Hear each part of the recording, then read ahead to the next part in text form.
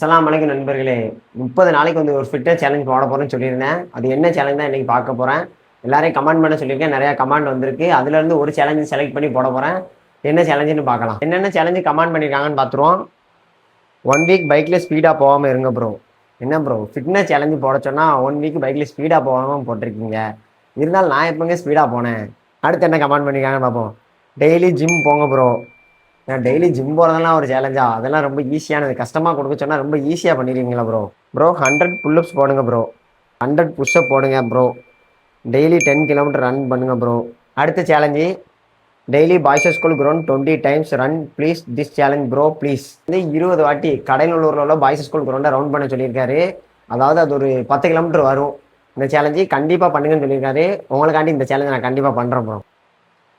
இப்போ தான் நமக்கு வந்து ரியலான சேலஞ்ச் வந்து கொடுத்துருக்காங்க. என்னன்னு பார்ப்போம். 30 நாள் one punch man Saitama challenge பண்ணுங்க ப்ரோ. இதைத்தான் வந்து நிறையா பேர் கமெண்ட் பண்ணியிருக்காங்க. அதனால இந்த சேலஞ்ச் தான் நான் பண்ண போகிறேன். ஓகே, என்ன சேலஞ்சுன்னு பார்த்துருப்பீங்க. ஆனால் இதில் வந்து புல்லப்ஸ் மட்டும் இல்லை, 100 புல்லப்ஸ் மட்டும் நான் ஆட் பண்ண போகிறேன். அடுத்த 30 நாளைக்கு வித்தவுட் ரெஸ்ட்டில் இந்த சேலஞ்சை நான் பண்ண போகிறேன். அது மட்டும் இல்லை, பாடி டிரான்ஸ்ஃபர்மேஷன் நான் காட்ட போகிறேன். Before 1 month, after 1 month. இந்த சேலஞ்ச் பண்ணுறதுக்கு முன்னாடி எப்படி இருக்குது, பண்ணதுக்கப்புறம் எப்படி இருக்குன்னு பார்க்க போகிறேன்.